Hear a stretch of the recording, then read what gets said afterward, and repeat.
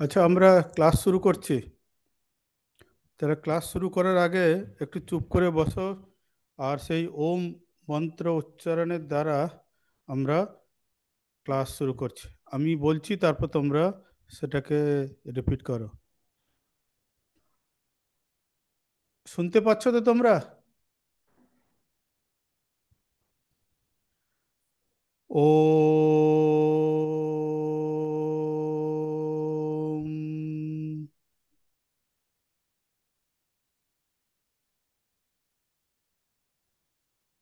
ও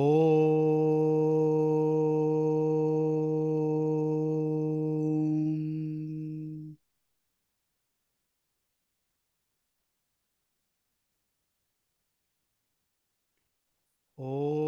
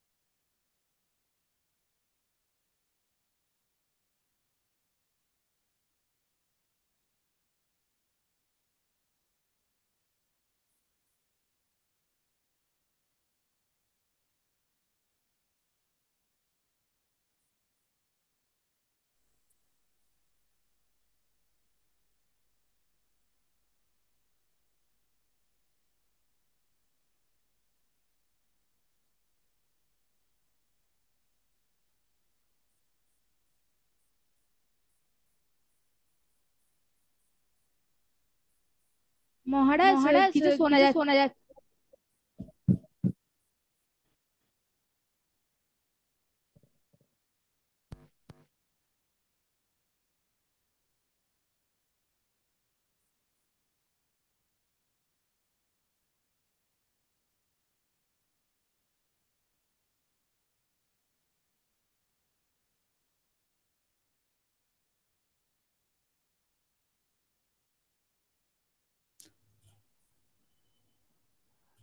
এখন শুনতে পাচ্ছো?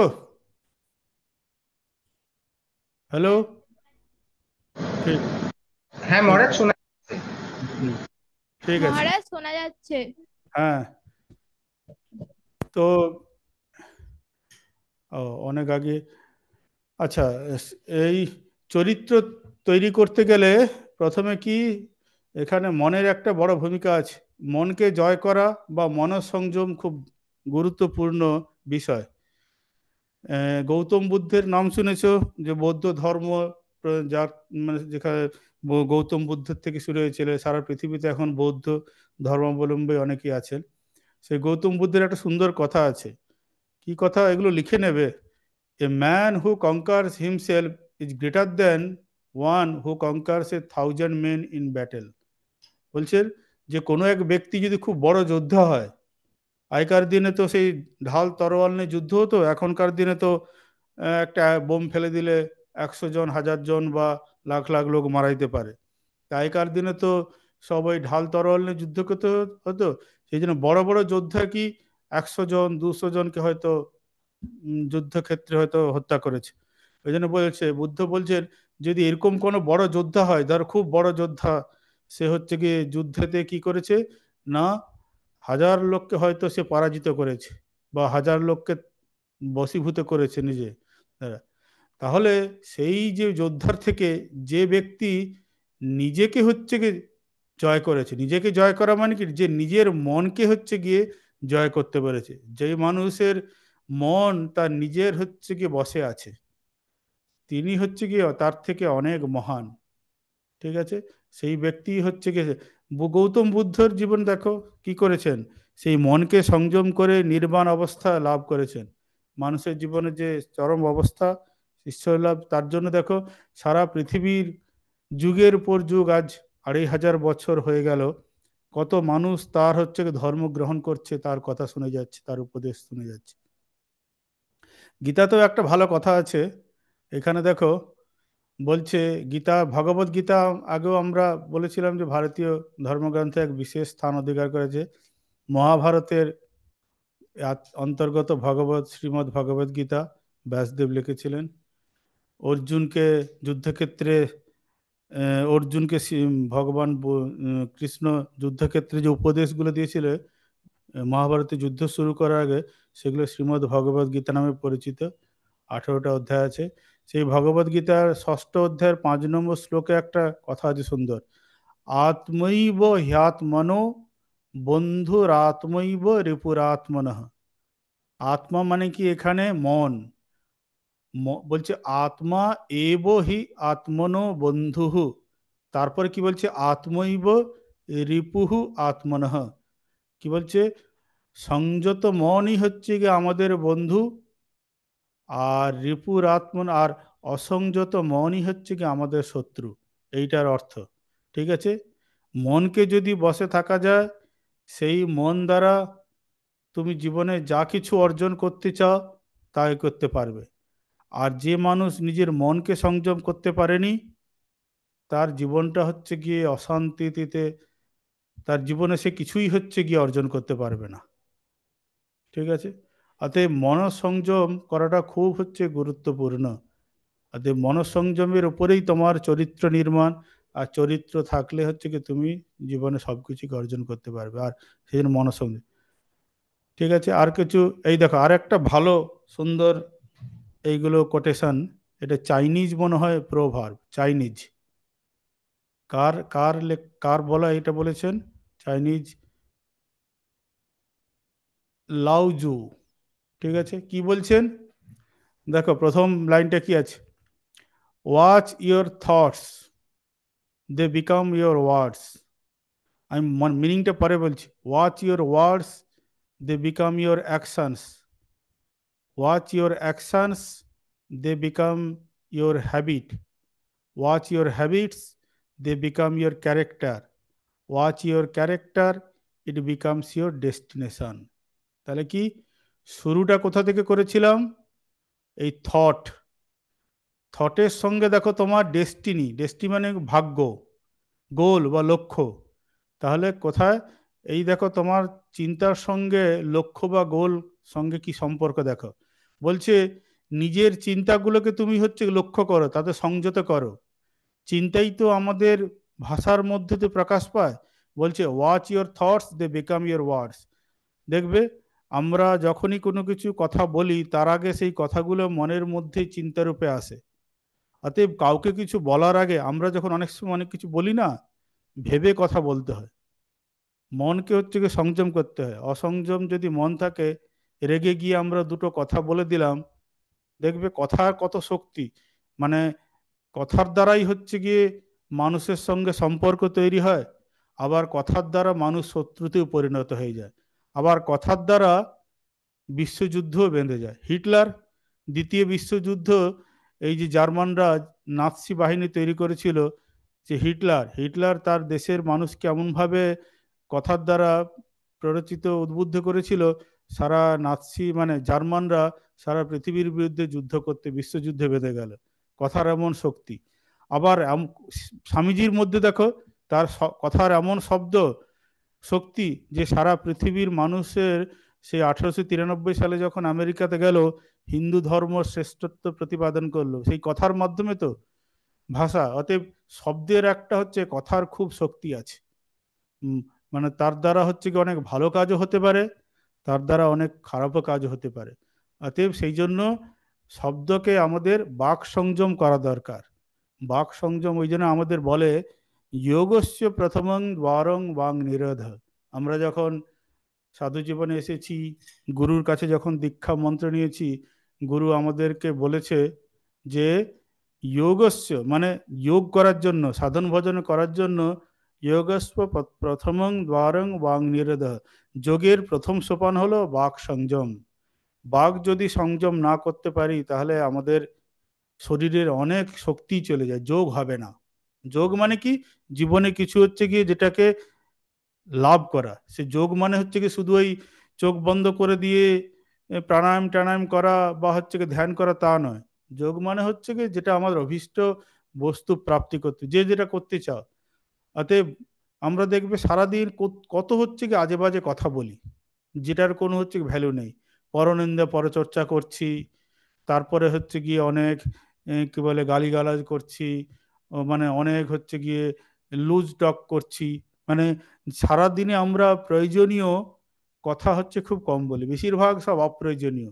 আর এই বাক সংযম না থাকলে সারাদিনে কথা বলে বলে বকে বকে বকে কি হবে না, সারাদিনের পর তুমি টায়ার্ড হয়ে যাবে, প্রচুর শক্তি চলে যায়। দিনের শেষে আর যারা বেশি কথা বলে তারা কখনো ক্রিয়েটিভিটি তাদের মধ্যে থাকে না। কথা বলতে হবে যেটা প্রয়োজন, যতটুকু প্রয়োজন, সুমিষ্ট কথা বলতে হবে, মিষ্টভাষী হতে হবে। কাউকে এমনভাবে কথা বলবো না যে আঘাত লাগে, কষ্ট হয়, মানসিক কষ্ট হয়। সত্য কথা বলবো, তারপর মিষ্ট কথা বলবো, আর হচ্ছে গিয়ে মানে সবার সঙ্গে ভালো ব্যবহার করব। আর তার জন্য কি দরকার? বলছে নিজের হচ্ছে গিয়ে চিন্তাকে হচ্ছে গিয়ে কন্ট্রোল করতে হবে। Watch your thoughts, they become your words. তারপরে কথা কি আছে? Watch your words, they become your action. তুমি যে কথাগুলোকে যদি সংযম করো, তাহলে তোমার সেই কথাগুলোই তো পরে কর্মে পরিণত হয়। যে তুমি কি কাজ করবে না করছো, যেটা তুমি বলছো, সেই তোমার শব্দগুলোই হচ্ছে কি তারপরে কি তোমার কর্মতে পরিণত হয়। তারপর বলছি কি watch your actions, they become your habit. এই তুমি যা যা দিনের পর দিন কর্ম করবে, সেটাই তোমার হচ্ছে কি অভ্যাসে পরিণত হবে। অতএব কি কাজ করছো, যদি ভালো কাজ করো তাহলে তোমার ভালো হ্যাবিট হবে। আর যদি তুমি খারাপ কাজের মধ্যে নিজেকে ব্যাপৃত রাখো, তাহলে খারাপ হচ্ছে কি অভ্যাস হবে। আর সেই কাজগুলো কিভাবে হয়েছে, তুমি কি ধরনের বাক্য প্রয়োগ করেছো, মানে তোমার অ্যাকশনগুলো কি হবে। তুমি যদি ভালো লোকের সঙ্গে মেশো, ভালো কথা বলো, তার মানে কি তুমি হচ্ছে কি তোমার ভালো ভালো লোকের সঙ্গে কথা বললে, ভালো কথা বললে কি তোমার কাজকর্ম ভালো হবে। কিন্তু তুমি যদি এমন লোকের সঙ্গে মেশো আর যদি এমন লুজ টক করো, সবসময় মানে অসৎ মানে চিন্তা করো, বা হচ্ছে লোকের সঙ্গে খারাপ ব্যবহার করো, বা তোমার বন্ধু বান্ধবের সার্কেলের মধ্যে যারা হচ্ছে কি শুধু আড্ডা মেরে পরনিন্দা পরচর্চা করে, তাহলে কি তোমার মধ্যেও সেই ভাবগুলো ঢুকবে। অতএব তোমার চিন্তা ভাবনা, তারা কর্ম হচ্ছে কি সেই চিন্তা ভাবনাগুলো আসে। অতএব ভালো কাজ করলে তোমার ভালো হ্যাবিট হবে, খারাপ কাজ যদি তো করো তাহলে খারাপ হ্যাবিট হবে। তারপর বলছে কি ওয়াচ ইউর হ্যাবিট, ওই জন্য হ্যাবিটটাকে ঠিক করতে হবে। They become your character. তুমি কি করছো, সেই তোমার হ্যাবিটটাই তোমাকে হচ্ছে কি চরিত্রে পরিণত হবে। তুমি যদি ভালো হ্যাবিট তৈরি করো, তাহলে তোমার ক্যারেক্টার ভালো হবে। আর যদি তুমি খারাপ কাজ করতে থাকো, তোমার অভ্যাসে পরিণত হয়ে যায়, তাহলে তোমার হচ্ছে ক্যারেক্টারও সেরকম হবে। তুমি যদি সব সময় ধরো মিথ্যা কথা বলা অভ্যাস করো, সবসময় কেউ কিছু প্রশ্ন করলে মিথ্যা কথাই তুমি উত্তর দেবে। আর যদি তুমি সবসময় সত্য কথা বলার চেষ্টা করো, তাহলে দেখবে তোমার মধ্যে সেই সৎ কথা বলার যে চরিত্র তৈরি হয়ে যাবে। আর বলছে ওয়াচ ইউর ক্যারেক্টার, তোমার যদি ক্যারেক্টার কি আছে সেটা, একটা মানুষের ক্যারেক্টার দেখে যদি বোঝে, তাহলে ইট বিকামস ইউর ডেস্টিনি। ওটাই সেই তোমার ক্যারেক্টারই তোমাকে, হ্যাবিট বা ক্যারেক্টার তোমাকে তোমার উম, লক্ষ্যে পৌঁছাতে সাহায্য করবে। এটা একজন চাইনিজ প্রভাব, এটা লাউজু বলে একজন আছেন ফিলোজফার, তিনি বলেছেন। তাহলে দেখো কার সঙ্গে কার হচ্ছে কি সম্পর্ক আছে। এই দেখো, তাহলে কোথা থেকে, চিন্তা শক্তি থেকে, থটস থেকে আমাদের বাক শক্তি তৈরি হলো। সেই বাকটা হচ্ছে গিয়ে কন্ট্রোল যদি করো, তাহলে অ্যাকশানে পরিণত হচ্ছে কি ধরনের কাজ করব, কি কাজ করছি সেই কাজটাই আমার হ্যাবিট হবে, অভ্যাস তৈরি করবে। আর হ্যাবিট থেকে আমার চরিত্র তৈরি হবে। আর চরিত্র থেকে লক্ষ্যতে বা গোলে পৌঁছাতে পারবো, বা আমার জীবনের যে ভাগ্য, সেই ভাগ্য নির্ভর করছে তাহলে কার উপরে না, ভাগ্যের কারণ কি, চরিত্র, চরিত্রের কারণ কি, অভ্যাস, ভালো অভ্যাস কিনা, তার অভ্যাসের হচ্ছে কারণ কি, আমি কি ধরনের কাজ করছি, আমার কাজকর্ম কি ধরনের হচ্ছে। আর আমি কি ধরনের কাজ করব সেটা কার উপর ডিপেন্ড করছে, আমি কি ধরনের লোকের সঙ্গে মিশছি, কি ধরনের কথাবার্তা বলছি। আর আমার কি কথাবার্তাগুলো কার উপর নির্ভর করবে, আমার চিন্তার উপর নির্ভর করবে। আমার হচ্ছে কি চিন্তা কেমন, আমি কি ধরনের চিন্তা করছি, আমি সৎ চিন্তা করছি না হচ্ছে কি অসৎ চিন্তা করছি। তাহলে তোমার চিন্তাই, তুমি কি চিন্তা করবে তার সঙ্গে তোমার ভাগ্য জড়িয়ে আছে। ঠিক আছে। অতএব তাহলে আমাদের কাজ কি, এই থটকে কন্ট্রোল করা। থট যদি কন্ট্রোল করতে পারো, তাহলে তুমি তোমার লক্ষ্যে পৌঁছাতে পারবে। ঠিক আছে। কিন্তু মুশকিল হলো, আমাদের মন বা চিন্তাকে সংযম করা যায় না, খুব কষ্টকর। গীতার একটা শ্লোক বলছি, গীতার শ্লোক বলছে কি, কোথায় গেল, হ্যাঁ, এই যে দেখতে পাচ্ছ, নিচে আছে, মন কেমন, ভগবদ গীতার ওই 6 নম্বর অধ্যায় 34 34 নম্বর একটা শ্লোক আছে, চঞ্চলম হি মন কৃষ্ণ প্রমাথি বলবৎ দৃঢ়ম তস্যাহম নিগ্রহং মন্যে বায়ুরিব সুদুষ্করম। এইটা ভগবদ গীতাতে অর্জুন ভগবান কৃষ্ণকে বলছেন যে হে কৃষ্ণ, এই যে বলছেন কৃষ্ণ, চঞ্চলম হি মনঃ, মানে মন হচ্ছে গিয়ে খুব চঞ্চল। তুমি ভাবছো কে বলছে এই কথাটা, অর্জুন বলছে কৃষ্ণকে যে আমার মন খুব চঞ্চল, প্রমাথি বলবৎ দৃঢ়ম, তাকে হচ্ছে গিয়ে জোর করেও কি বলে আটকে রাখতে পারছি না, মনকে হচ্ছে গিয়ে আটকানো যাচ্ছে না, এত চঞ্চল। তস্যাহম নিগ্রহম মান্যে বায়ুরেব সুদুষ্করম, বলছে কি ধরনের চঞ্চল, না মনটা হচ্ছে গিয়ে বায়ু, যেমন হচ্ছে গিয়ে একটা জায়গায়, কোনো একটা জায়গায় দেখবে বাতাস যেমন থেমে থাকে না, সবসময় হচ্ছে কি বাতাস বইতেই থাকছে, সেই রকম মন হচ্ছে বাতাসের থেকেও আরো বেশি যেন চঞ্চল। বায়ুর এবার সুদুষ্করম বলছে, বায়ুর থেকেও হচ্ছে গিয়ে সেটা যেন আরো হচ্ছে গিয়ে দুষ্কর, মানে তাকে কন্ট্রোল করা যাচ্ছে না। তাস্যাহম নিগ্রহম, কি করে সেই মনকে আমি সংযম করব হে কৃষ্ণ, তুমি বলে দাও।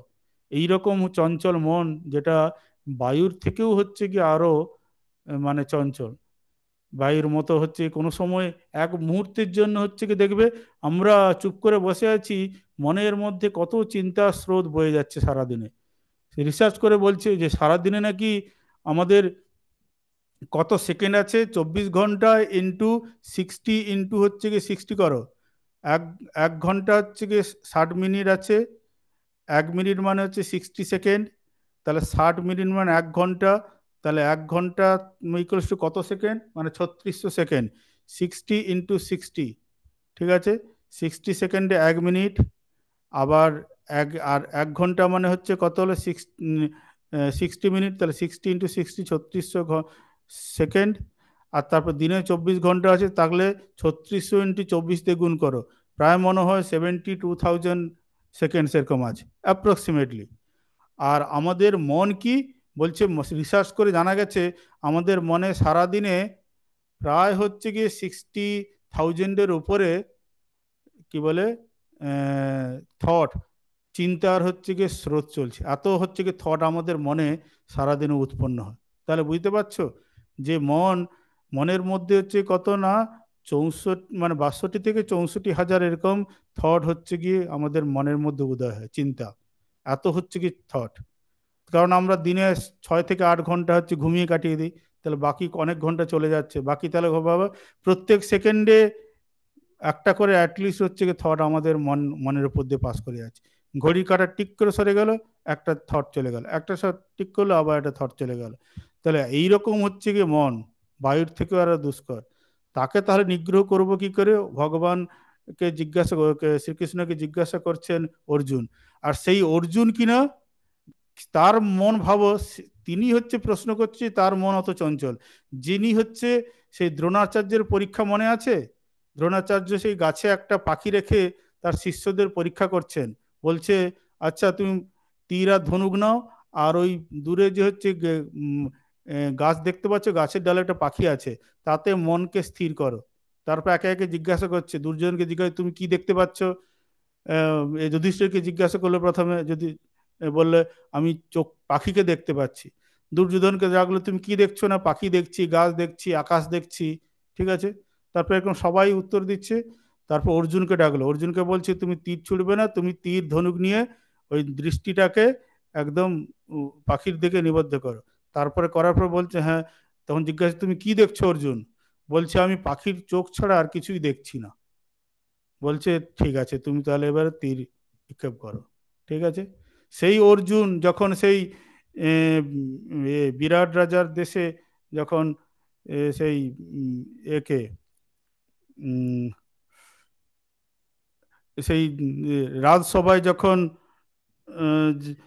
যে সেই একটা মাছ ঘুরছে, সেই মাছকে হচ্ছে কি নিচের দিকে জলের দিকে তাকিয়ে বিদ্ধ করে আহ, উম, বিদ্ধ করেছিল না, তার মানে কি তার হচ্ছে কি মন এত হচ্ছে সংযমশীল মন। দ্রৌপদীর সঙ্গে বিবাহের আগে সেই সব স্বয়ংবর সভা হয়েছিল না, সেই স্বয়ংবর সভাতে গিয়ে অর্জুন সেই নিচি হচ্ছে গিয়ে জল, একটা হচ্ছে কি জলের একটা পাত্র হচ্ছে জল জল জল আছে, আর উপরে হচ্ছে এটা একটা খুব একটা হচ্ছে গিয়ে আর্টিফিশিয়াল মাছ রাখা আছে, আর সেই যন্ত্রটা হচ্ছে ঘুরছে নিচে, ওই জলে তার প্রতিবিম্ব দেখে ওই মাছের হচ্ছে কি চোখটাকে বিদ্ধ করতে হবে তীর দিয়ে। অতএব সেই যে অর্জুন এইরকম তার মনঃসংযম আছে, সে বলছে যে তার মনটা খুব চঞ্চল। সেই মনকে, তার মানে ভাবো এই মনকে চঞ্চল করতে তাহলে কত কষ্ট।